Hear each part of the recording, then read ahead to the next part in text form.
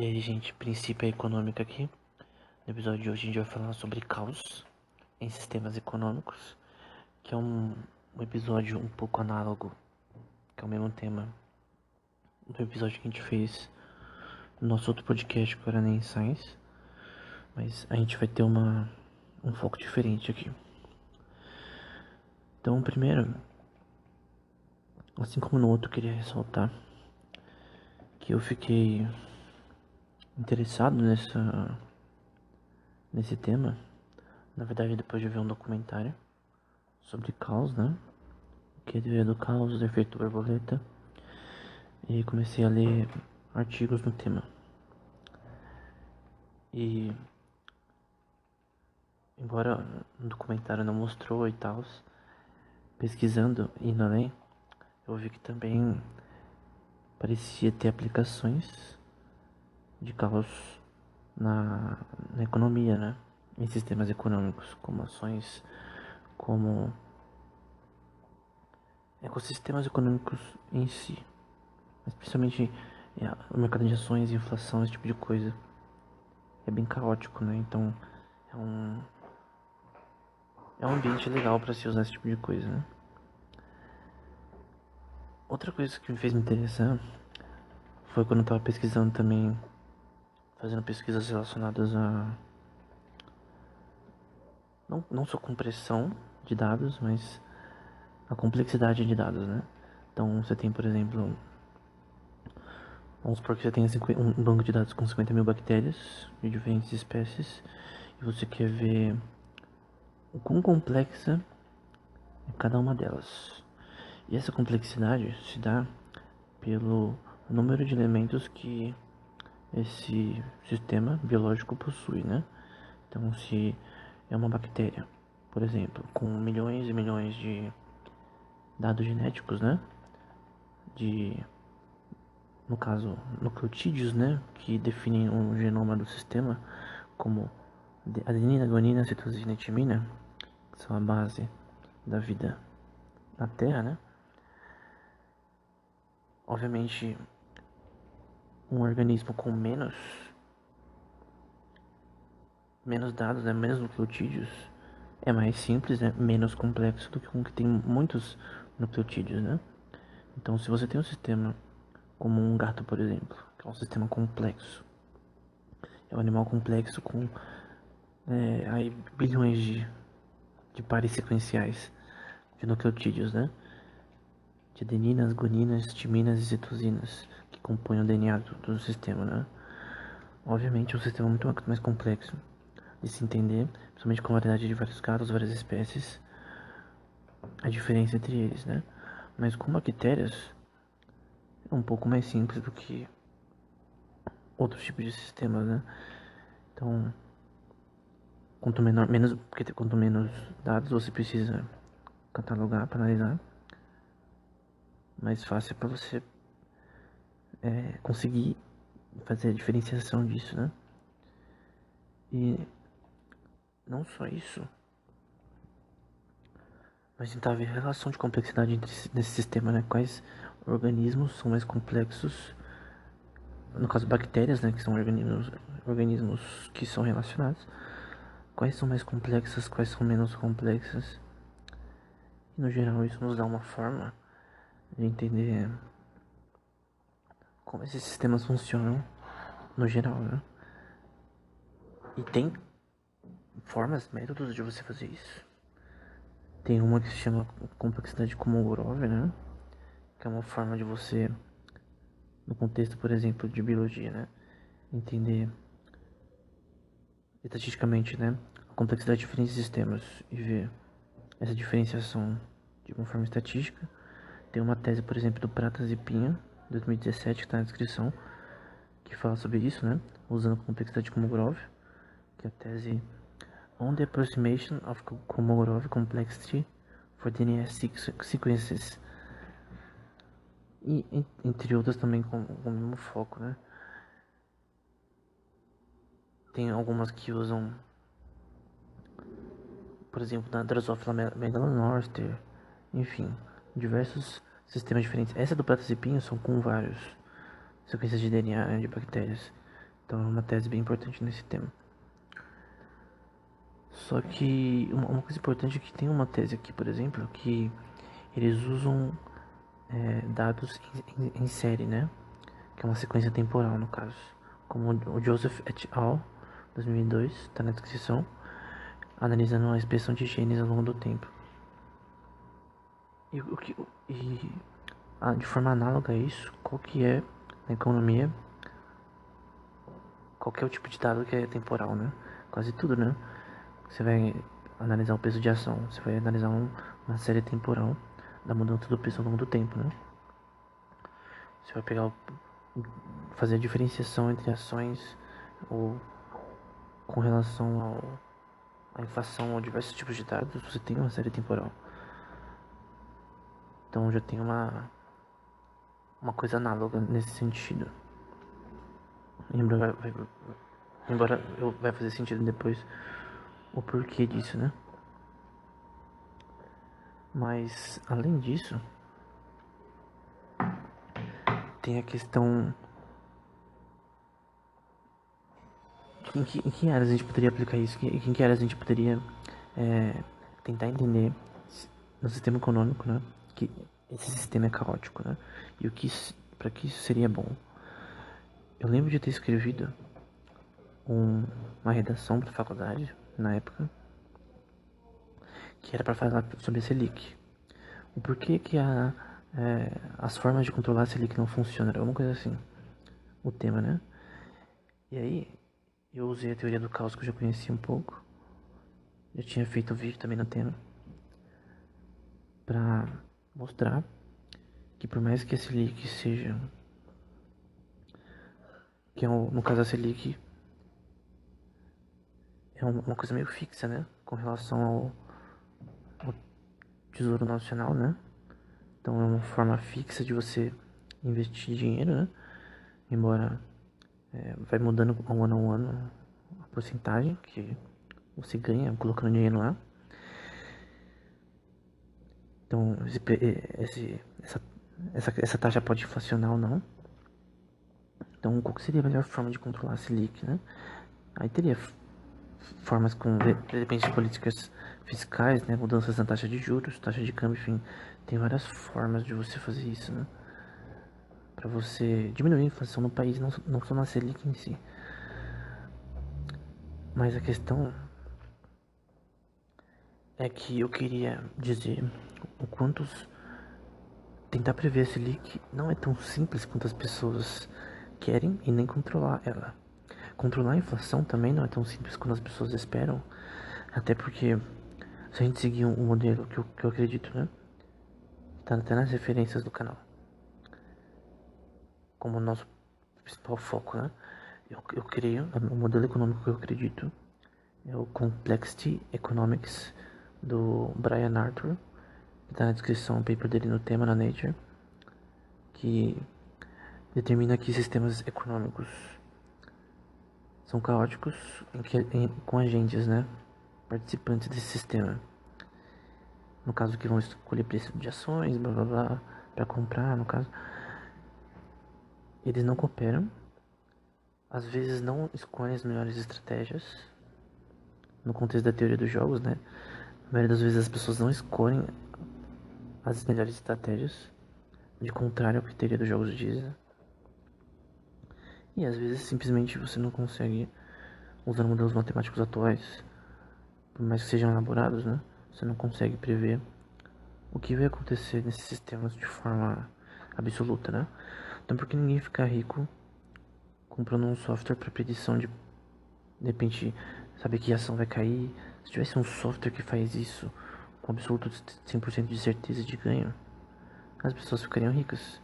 E mesmo esses bots, eles não são perfeitos, nunca vão ser, porque até seguindo de forma bem rude a teoria austríaca da economia, que acredita que a parte subjetiva da economia também é importante pra gente, e talvez a mais importante pra gente entender como ela funciona, nossa experiência pra entender que empresas provavelmente não vão dar certo, que ações são as melhores que a gente deve tomar em determinada empresa, olhando dados, né?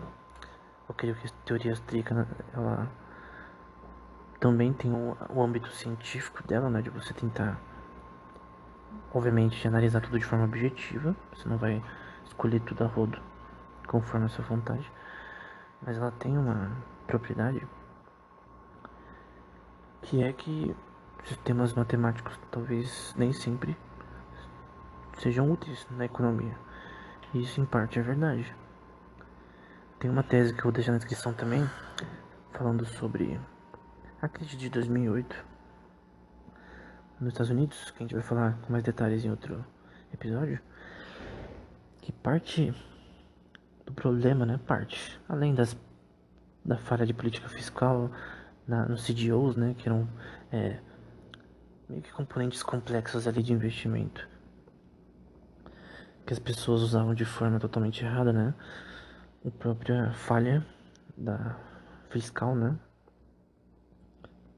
de policiamentos na forma que investimentos imobiliários eram feitos, enfim, principalmente, mas também parte do da crença, né, das empresas e dos bancos na época, das, das agências de seguros que fecharam na época, né, AIG, se não me engano, tem o Banco Lehman Brothers, enfim, todo mundo que fechou não acreditava que a empresa poderia cair, né.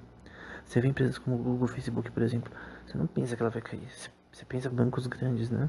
Como Itaú, o Bradesco, enfim.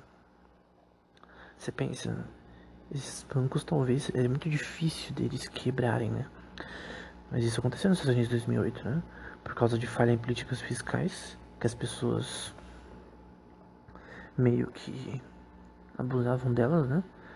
Tem até uma tese muito interessante que eu tava assistindo um documentário, que é um dos principais documentários sobre economia, assim, feitos até agora, que é sobre a crise econômica de 2008, né?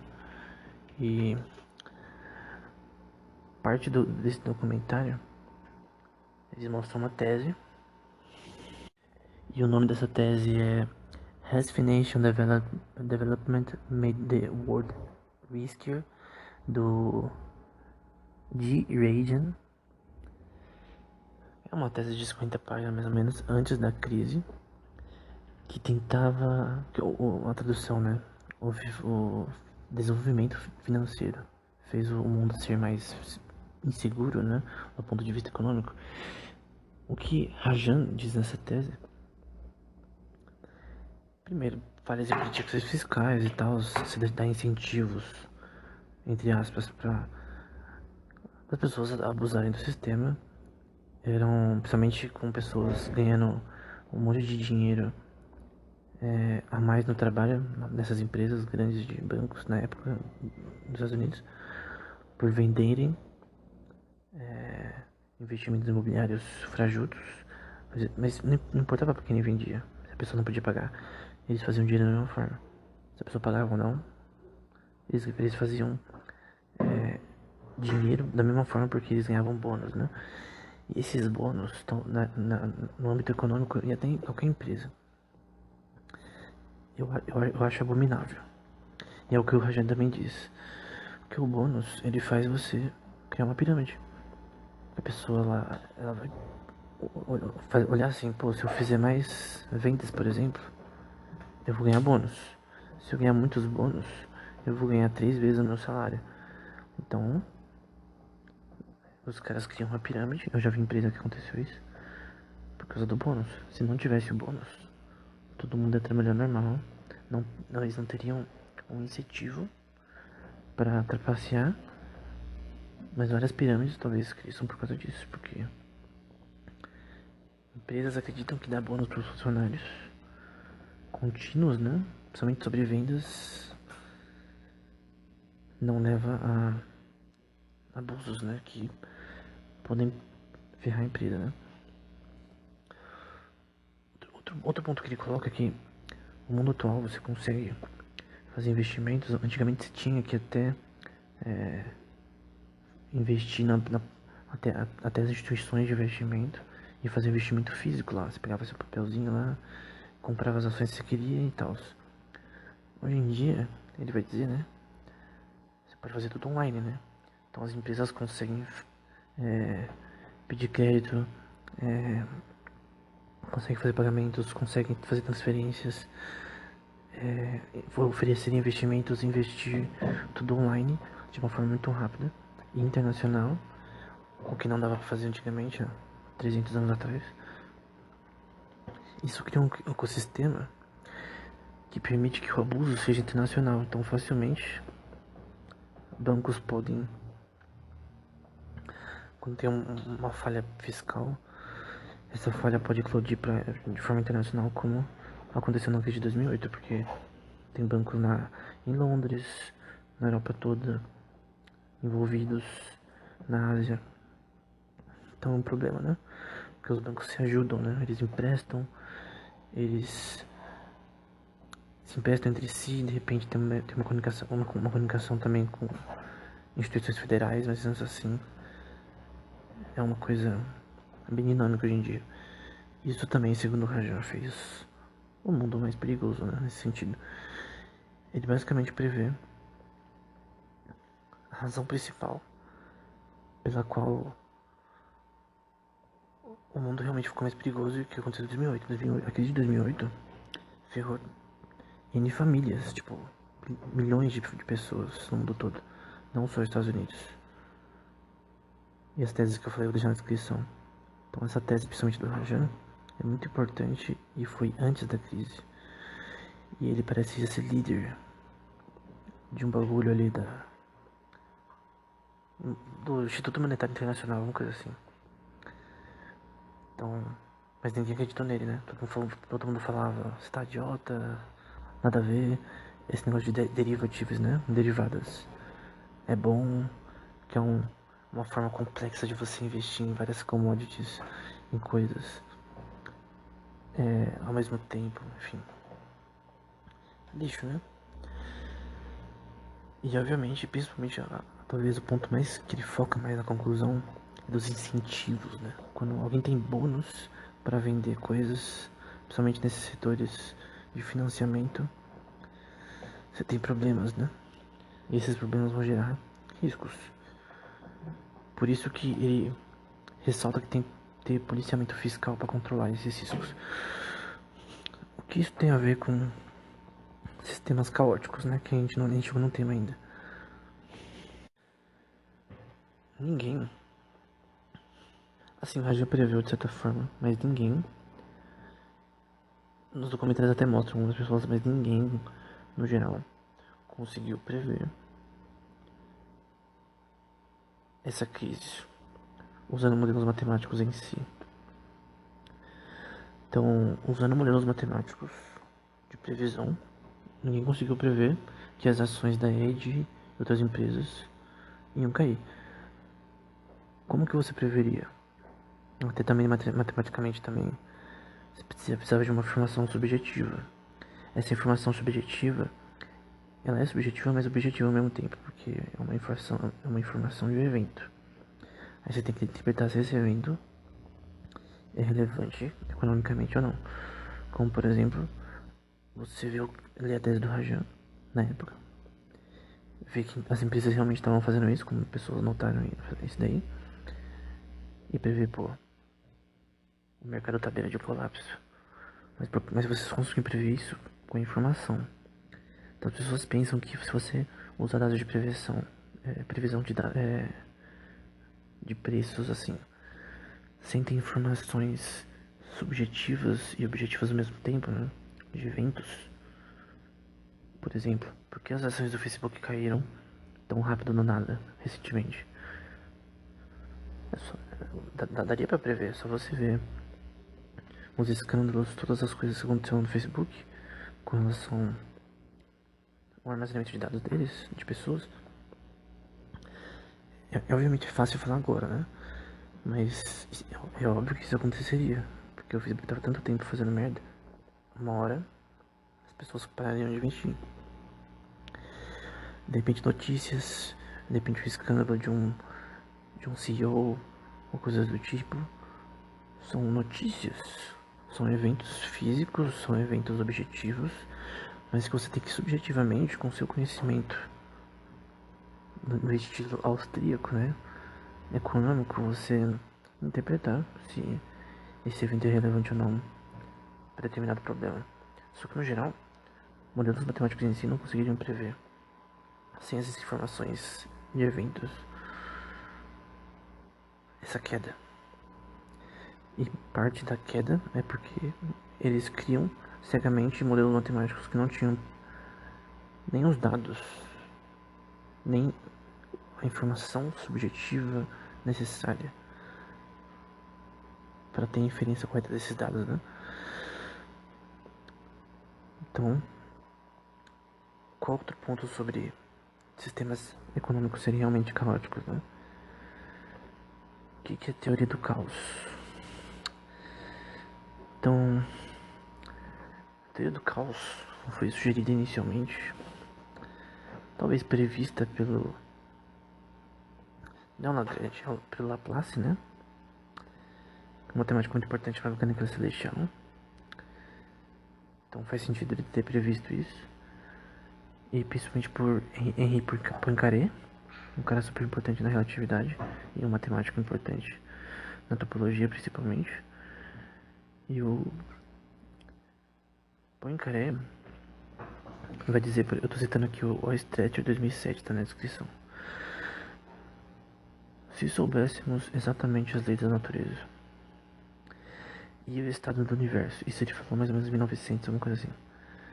Se soubéssemos exatamente as leis da natureza e o estado do universo no momento inicial, nós prediríamos acuradamente o estado do universo em um momento subsequente.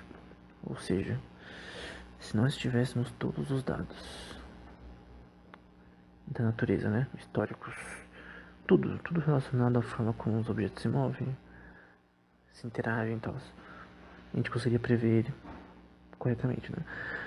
Mas mesmo se as leis naturais não escondessem qualquer segredo de nós, ainda assim só saberíamos o seu estado aproximadamente. Então ele está dizendo que mesmo que você tenha muitos dados, não significa que você vai conseguir interpretar esses dados ou ter uma correlação correta entre eles. No fim, prever as coisas acuradamente, né? Desde o movimento de planetas, o que é chamado de Tripod Problem, problema dos três corpos ou N corpos. Então você consegue calcular a trajetória da Terra ao redor do Sol, mas tipo da Terra ao redor do Sol você consegue, mas quando você adiciona a Lua no negócio, deixa o Newton de cabelo pro ar, né? Porque fica mais complexo. Você prevê das três ao mesmo tempo, da Terra, da Lua em relação ao Sol ao mesmo tempo. E se você adicionar mais coisas, fica mais difícil. Então, no geral, o que Poincaré previu, né, que, por exemplo, ele vai continuar. Mas isso não é sempre assim. Pequenas diferenças em condições iniciais talvez possam gerar diferenças gigantes no final. A predição se torna impossível e nós temos um fenômeno randômico. Então, o que é condições iniciais?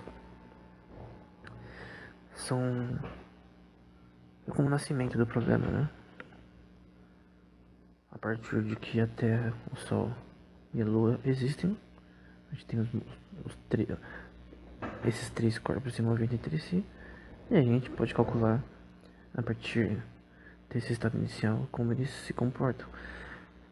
Então vamos supor num mundo que não tem ações. Vamos supor que a primeira bolsa de ações foi criada. A gente vai pegando esses dados históricos que a gente acha relevante. A gente tem que interpretar o que é relevante nesses dados matemáticos, entender as condições iniciais deles e tentar prever como eles vão se comportar. O problema é que essa forma bayesiana de estatística, ela não é 100% acurada. O que é bayesiana? É histórica. Você pega o histórico de dados estatísticos e tenta prever o futuro. Nem sempre isso dá certo. Tem também a forma markoviana de estatística, que se usa o estado atual do sistema para prever o futuro. Então, por exemplo, vamos supor que você quer prever o tempo. Se vai chover ou não amanhã. De forma bayesiana, você pega o histórico do clima nos últimos 10 anos nessa região e prevê o futuro. De forma markoviana, você usa o estado atual do sistema ao longo do tempo para prever. Então, de forma markoviana, você olha para cima, você vê que tem nuvens, tá trovoando, você consegue saber com o estado atual somente, mesmo que você não saiba nada da previsão do tempo que foi ontem ou 10 anos atrás. Você sabe agora. E às vezes você saber o que está acontecendo agora é melhor do que você saber o que aconteceu 100 anos atrás. Talvez não seja útil, né? Saber o que aconteceu 100 anos atrás. Nesse contexto sempre. Então, no geral é isso. De forma markoviana, você olha para o céu, o estado ao longo do tempo do sistema, do tempo. Obviamente você não precisa só olhar, né? De repente você está usando dados meteorológicos, como latitude, longitude, velocidade do vento, N coisas que possam fazer chover ou não. Houve uma frente fria. Mas mesmo prevendo esse sistema, você vai ver que a gente pode prever o tempo para 2 dias, talvez até uma semana. Mas quando você prevê o tempo que vai ser na próxima segunda ou daqui a um mês, é quase impossível. É impossível, na verdade. Tanto que muitas vezes a previsão de hoje pode errar, né? Você pergunta pra sua Alexa se hoje vai chover, ela vai falar, né? A previsão de chuva. Previsão não é uma forma absoluta.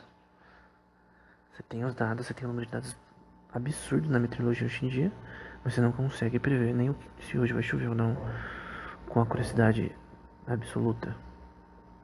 Porque é um sistema muito complexo. No contexto da complexidade de Kolmogorov. O que é complexidade de Kolmogorov na prática, né? De forma simples.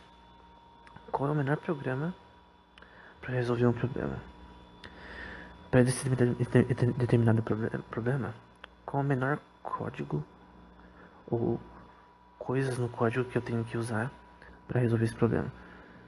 Então, para calcular, por exemplo, uma panela fervendo, as partículas, o movimento das partículas nela é uma coisa. Porque é uma panela pequena, obviamente ela está tampada com calor, as partículas de água começam a evaporar, começam a se mover e se mexer ali cada vez mais até o ponto de ebulição. Tem como você prever o que vai acontecer nesse sistema. Mas quando é um mundo inteiro, não é mais uma panela fechadinha que você pode pôr no laboratório. O mundo vira o seu laboratório e fica muito complexo, né? Agora imagina se o universo vira o seu laboratório, né? Mas que tem equipamentos para detectar coisas, infravermelho, velocidade radial de sistemas planetários. Ainda assim é complexo você prever o futuro. Por isso que a gente não tem sistemas meteorológicos acurados, né? E na verdade, depois de Poincaré, foi um meteorólogo chamado Lorentz que descobriu, né? A teoria do caos, redescobriu a teoria do caos de Poincaré. Ele estava lá mexendo no computador dele, tentando prever o tempo, né? Era um pesquisador, né? Na área de meteorologia. Se não me engano, no MIT, não lembro. E aí, o computador começou a dar erro. Aí ele falou, essa bosta tá começando a dar erro. Pegou o cafezinho dele e começou a tomar, dar uns tapas na máquina. Só que ele viu que não era um erro. Porque o erro que ele pensou que era erro é que quando ele mudava os números, as conjunções iniciais do modelo de predição dele do tempo, em 3 eixos, né? X, Y, Z. Quando ele mudava só um tequinho, o sistema ficava caótico. E não conseguia prever, baseado nas condições iniciais do futuro desse sistema, né? Mesmo sabendo as conjunções iniciais, mesmo sabendo tudo daquele sistema, o sistema ficava louco, como se fosse randômico, né? E ele escreveu uma tese, né? Deterministic Non-Periodic Flow, no Jornal de Ciências Atmosféricas, volume 20, tá na descrição. Falando sobre isso, né? Em 1972, ele deu até uma palestra nesse tema, que foi, infelizmente, o título foi chamado de O Efeito Borboleta. Foi tipo assim, foi dado o que é nome para o efeito borboleta, né? Se o bater de asas de uma borboleta no Texas causa não, o bater de asas de uma borboleta no Brasil causa um furacão no Texas, é tipo mais ou menos isso. Foi o título que deram pra ele, né? Ele não, parece que ele não escolheu esse título, mas enfim, ele falou dessa forma, mesmo assim, né? Se o bater de asas de uma borboleta pode alterar conjunções iniciais do sistema, né? E criar caos, né? Na prática, sabemos que isso é impossível, não tem nada a ver, isso não é verdade. Foi só um título mal escolhido, né? Porque o bater de asas de uma borboleta não tem uma implicação em sistemas atmosféricos, né? Eu diria que nem de um conjunto de borboletas, enfim, não tem aplicações atmosféricas claras, né? Mas o conceito que ele queria mostrar é que pequenas coisas, pequenas alterações no sistema criam um caos que você não consegue prever mais. Da meteorologia, né? Ele vai dizer nessa palestra, né? Abre aspas. A conexão entre essa questão e nossa capacidade de prever o tempo é evidente. Como não sabemos exatamente quantas borboletas existem, nem onde estão localizadas, muito menos os quais estão batendo asas a qualquer momento, não podemos, se a resposta à nossa pergunta é afirmativa, prever com precisão, né, a ocorrência de tornados em um tempo futuro suficientemente distante, né? De novo, ele só está seguindo o título que deram para ele, mas pega o conceito, né? Essa coisa da borboleta não tem nada a ver.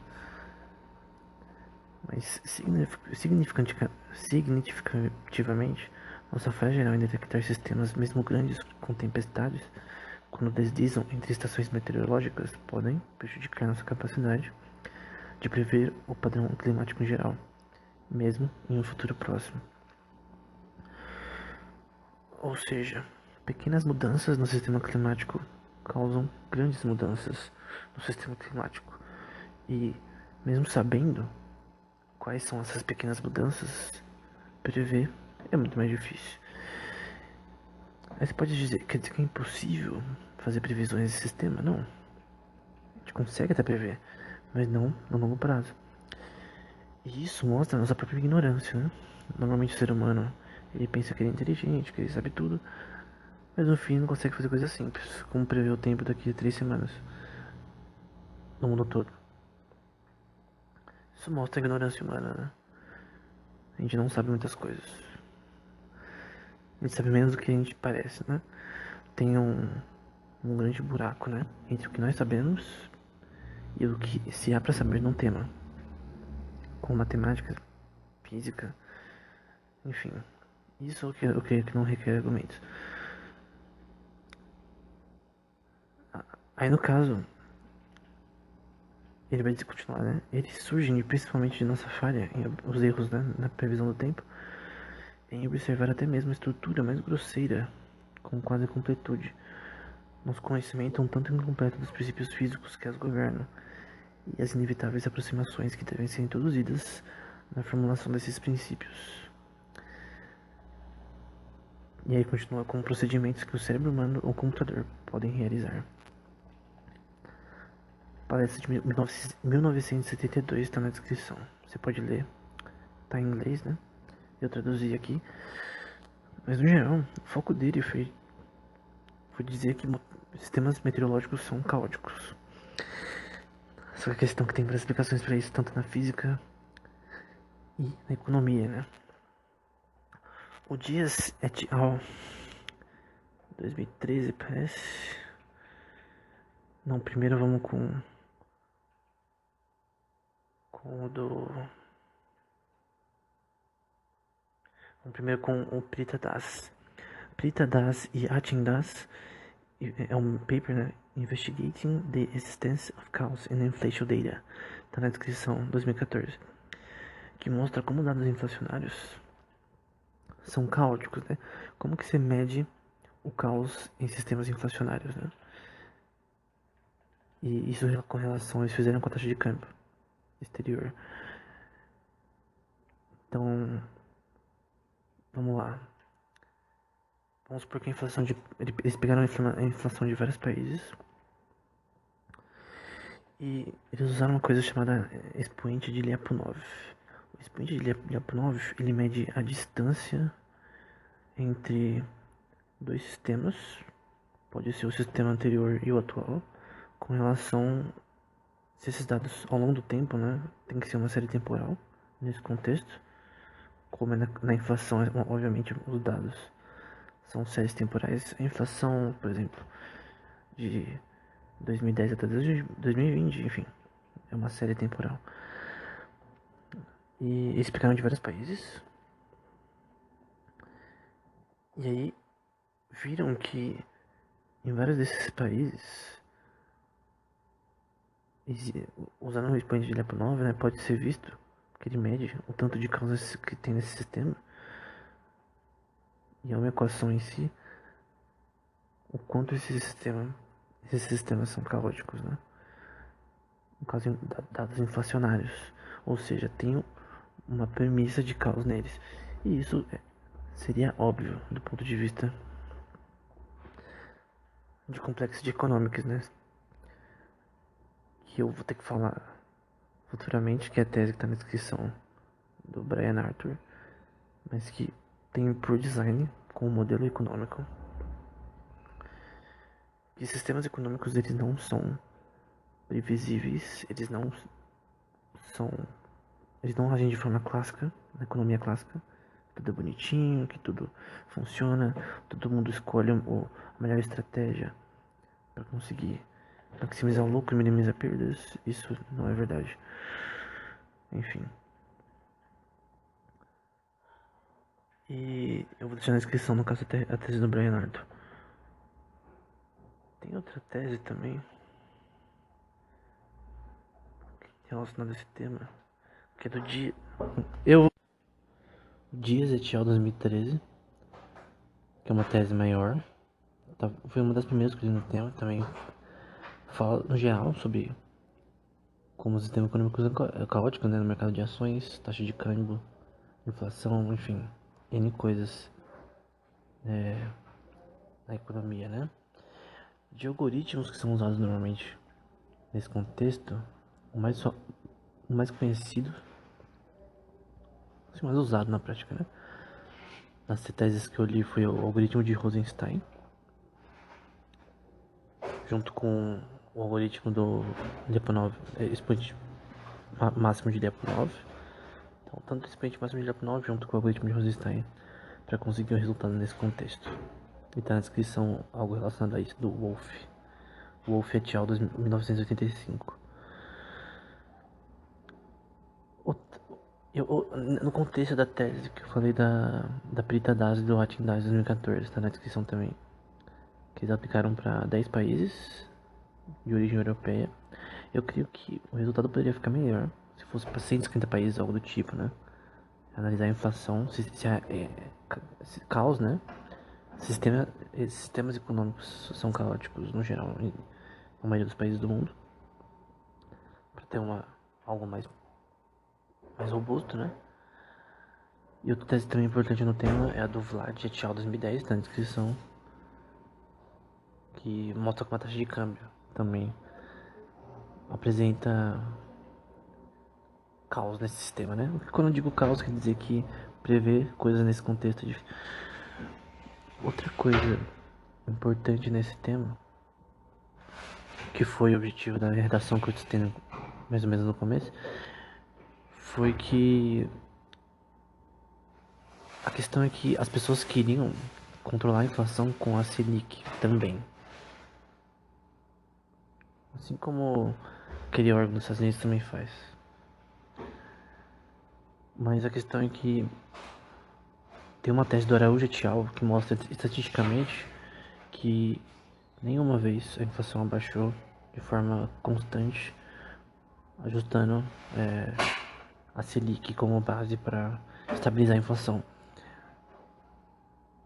Então, essa visão de que usar a Selic para estabilizar a inflação é um método eficiente não é comprovado empiricamente, né?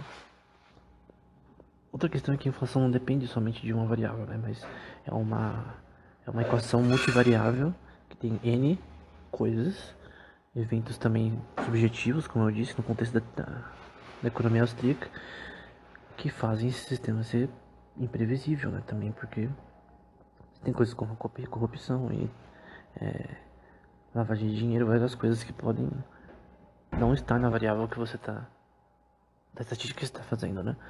Então não tem como você estabilizar a inflação só com uma coisa só. São N coisas, N formas. Eu não creio que o controle de preço é uma forma viável. Como eu disse no primeiro episódio, não funciona na Argentina. Controlar preço fixo, né? Aumentar a produção é uma forma de diminuir a inflação. Quando tem uma demanda grande, né? Diminuir impostos é uma forma de controlar a inflação bem. Controle de crédito.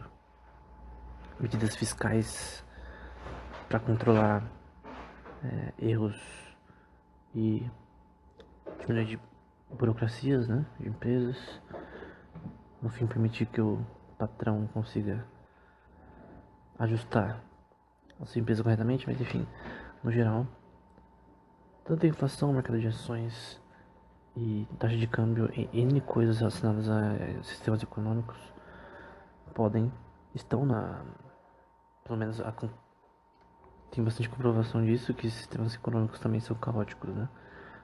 Prever as coisas desse sistema no longo prazo é impossível. E talvez, do ponto de vista da economia austríaca, ela esteja certa, de certa forma. Eu não gosto da economia austríaca como forma absoluta de modelo econômico. Eu acredito que é bom, em parte é bom. Mas, no geral, eu creio que questões subjetivas também são importantes quando a gente vai analisar sistemas econômicos, né? Eventos políticos, notícias também são importantes para analisar a situação econômica de um país, de um estado, de uma cidade e de uma empresa, né? Então é isso. Espero que esse episódio tenha sido útil. Até o próximo.